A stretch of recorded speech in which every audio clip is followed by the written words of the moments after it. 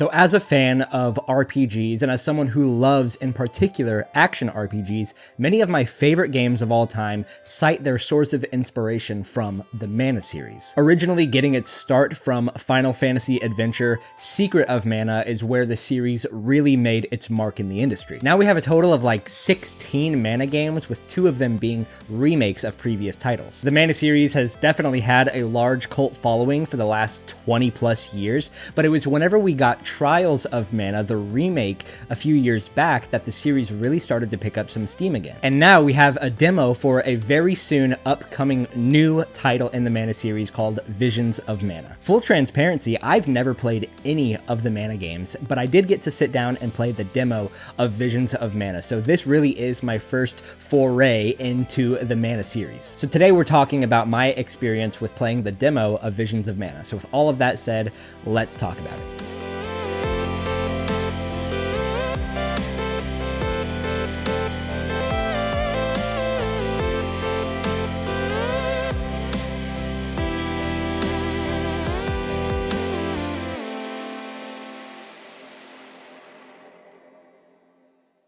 Like I had mentioned, this really is my very first time playing anything in the Mana series. I love going back and playing old school games and retro games, and especially games that are specifically influential to video games nowadays. And like I mentioned too, with action RPGs, Secret of Mana really is one of the founding fathers in the action RPG genre. Sure, there were definitely other games that inspired Secret of Mana, other action RPGs before that game, but Secret of Mana, if you ask many people nowadays who are huge fans of the genre, they'll say that Secret of Mana was probably one of the first games they ever played in this genre, and it still holds up in many regards today. I still haven't gotten around to play it, and I'm reluctant to play anything outside of the original Super Nintendo version.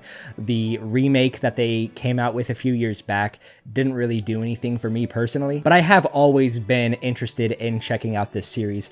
I just realistically have been waiting to find a time to start the series at its roots, especially with on my channel having reviewed the Final Fantasy Legend. I'm interested in checking out Final Fantasy Adventure to really see where the Mana series got its start. But after doing some digging online, it definitely seems like you can jump into the Mana series at essentially any point that you want. It's kind of like the Final Fantasy series, where you'll see little nods, references, maybe some character crossover every now and then, but for the most part, you can just start this series anywhere. So with Visions of Mana coming out really soon, they put out a demo, and I was incredibly pumped just to finally get my feet wet in the Mana series. The demo was really short. I played it for about an hour and a half to maybe 2 hours, and for the most part, I think my experience was positive. When doing either reviews or first impression videos, I like to separate the videos into the good, the bad, and the mixed aspects of the game, but I just kind of want to make this a freeform thought, just telling you guys about my personal experience while playing it. I usually like to talk about the presentation of the game, visuals, music, sound design, things like that, so let's go ahead and talk about some of those aspects. First of all, I think that the aesthetic, the overall visual aesthetic of the game, when just talking about its graphics and its world design in particular, a lot of it actually is reminding me a lot of Dragon Quest XI. Just when you're running around the world and looking at the environments and the architecture of the other buildings and trees and things like that, I just feel like some of it is really similar to that style that we see in Dragon Quest XI, which overall is a plus. I love the art style of that game, so seeing that the world in many regards kind of harkens back to that style of visual fidelity, I think is really neat. I think it looks beautiful. The character models are very interesting, and I'll kind of talk too about some of the voice acting as well. Overall, I think the voice acting is good, but when I look at these character models, and then I hear the voice that comes out of them, and I'm talking particularly about one character. It's the cat character. I can't remember its name, but I just was looking at that character, and once it started talking, I was like, dude, that is not what I was expecting. The ships there will take us to Illistana.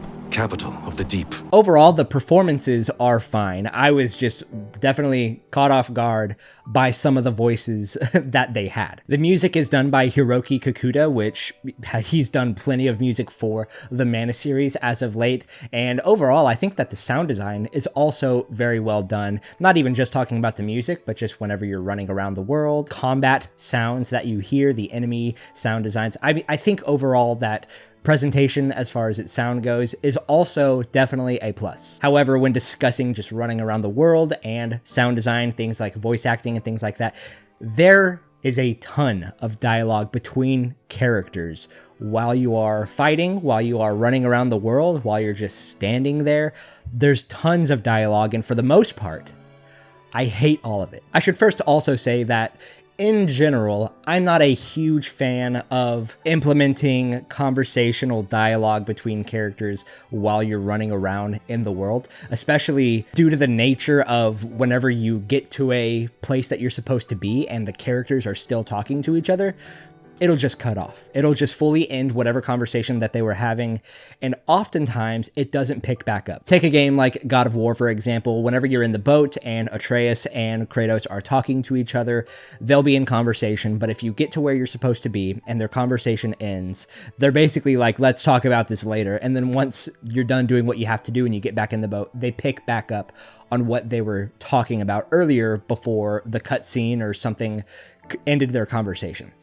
I did not feel like any of that happened in this game. Anytime that I got to a point in the story where a cutscene were to happen or I were to hop into a different situation that would end the dialogue happening between characters, it all just stopped. So even if I enjoyed what they were talking about, that's kind of frustrating that the game would just fully end their dialogue. And if you didn't catch what they were saying, if there was any sort of significance to what they were talking about, you're not going to get it if you got to you just have to like sit there and just listen to them exhaust themselves with dialogue, and then you can move on. That's what you have to do if you want to ensure that you are going to hear everything that they're saying. And I'm just not a fan of that. But also, it comes down to the quality of what they're talking about, and I think the writing is just bad. I don't like the writing here in this game whatsoever, whether it be conversations while you're running around the world or in the cutscenes themselves. I think that the plot seems interesting enough. I think the plot is fine. I don't have an issue with the overall plot of the game, but the writing is not good. And once you get to the town later on in the game, you come into contact with another character who seems kind of like a trickstery kind of, I don't know, like a thief almost. Like he's really sly. Like he's good at, just being quick, like with his hands, stealing stuff from people and things like that.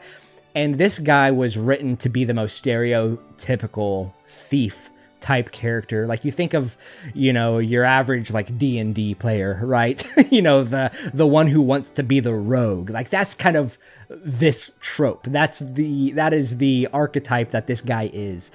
And the writing is bad. The voice acting I thought was also very stiff. And overall, just whenever characters are talking to each other, I'm not a huge fan of the animations of the characters. They're kind of always just like idling like this. If you're feeling awkward watching me do this, I feel awkward doing it. And I felt awkward just watching the characters do this the entire time that they were just talking to each other. It was kind of cringe-inducing, if I'm being completely honest. I don't mean to just fully go into most of the negatives that I had here with this game, but I mean, as someone who is a story-first kind of person, as someone who appreciates good writing in the video games that I play, I was pretty let down with what I was experiencing, what I was getting from the story here in the game. Like I said, the overall plot seems fine. It's just the characters, their writing. I'm just not a fan of anything that I was getting. But let's talk about the gameplay, because like we've been talking about, this is a pioneer of the action RPG genre, and overall, I thought that the gameplay was pretty tight, especially just switching in between characters, customizing their abilities and their weapons and things like that. I forget what they call them in the game, but there is essentially like a job class system in the game, and I liked the little cutscenes that would play whenever you switch their job over, and then their visual aesthetic changed, their move sets changed, their speed changes and things like that. I thought that all of that was very cool. I really liked the way of just customizing each character's combat scenario. And then just when you're actually playing the game, you're in combat. Switching between characters is really seamless. It's really easy. I liked actually battling in the game. But to go back to a negative in the gameplay as well, though, I'm not a huge fan of you enter the combat ring and then there is a wall where if you press up against that wall too much, then you exit the battle. If you want to get back into that fight, everything restarts. And I'm not a fan of that because there was, for me, specifically a time where I found a group of enemies that definitely seemed like a challenge. They were like the same level as me, or maybe a little bit of a higher level than me. They were these flying enemies. I can't remember what they were called. But as I was fighting them, it was taking me a really long time. Like I said, I felt a little unprepared, but I was doing damage and I was getting the work done. Eventually, I did beat the boss, but when I first got into it, I was fighting this enemy for like 10 minutes, and then I got kind of cornered into a wall where if I were to keep pressing up against it, I would exit the battle.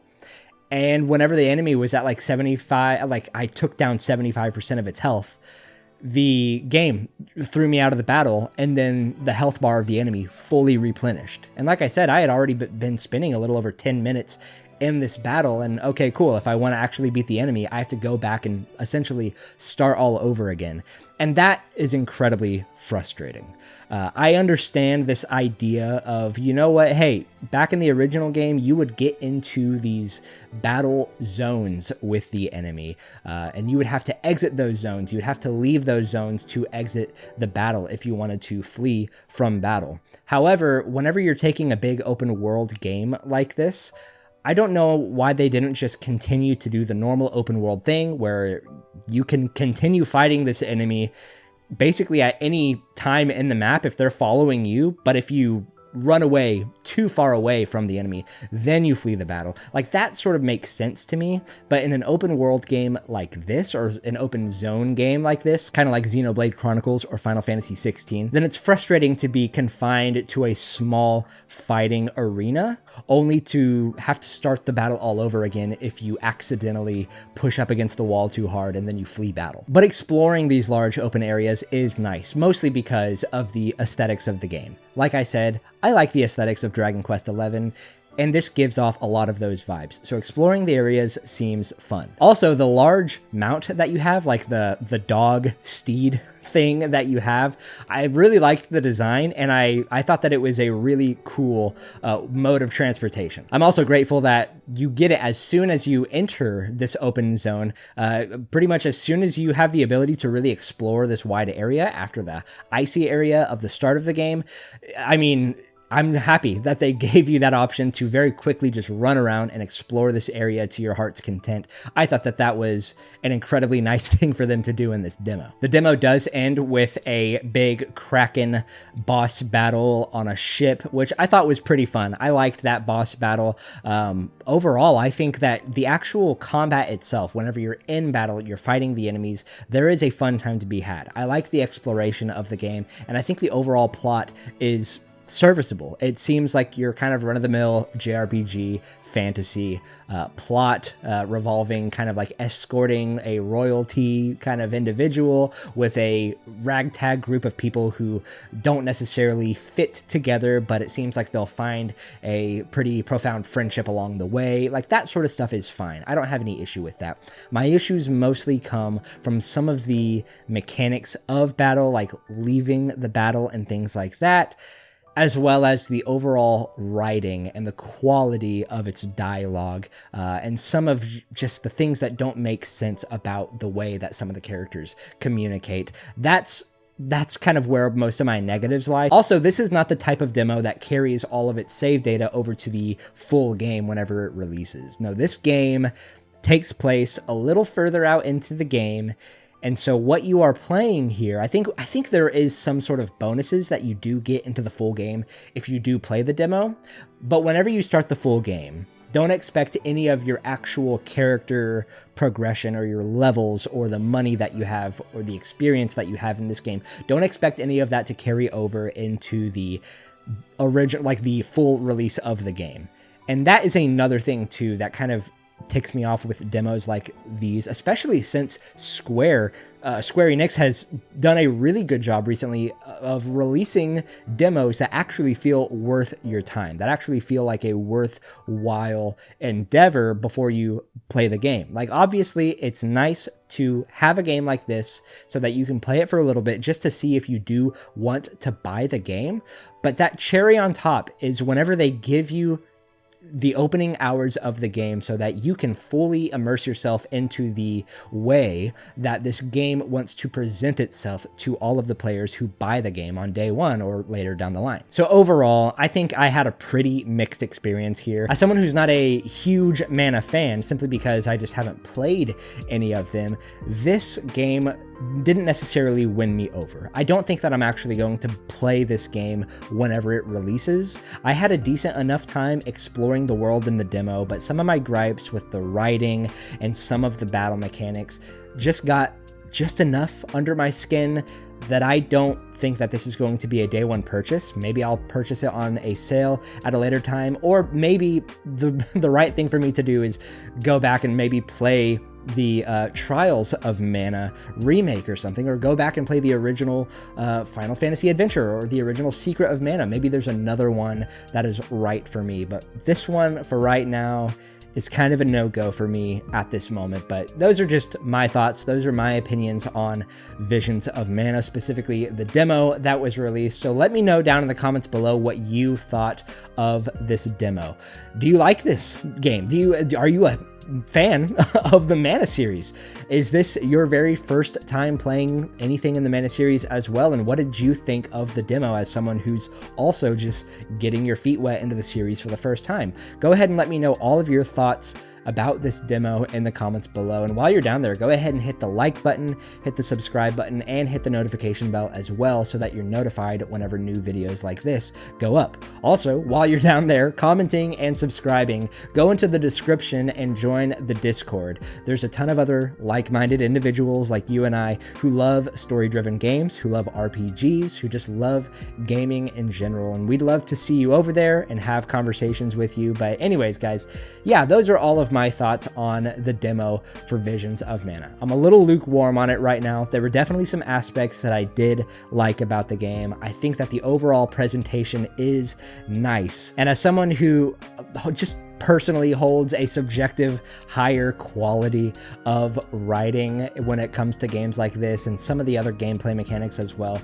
I don't think that this game is going to be for me at this point in time, but maybe it will change down the line. But anyways, I will talk to you all in the next video. Bye bye.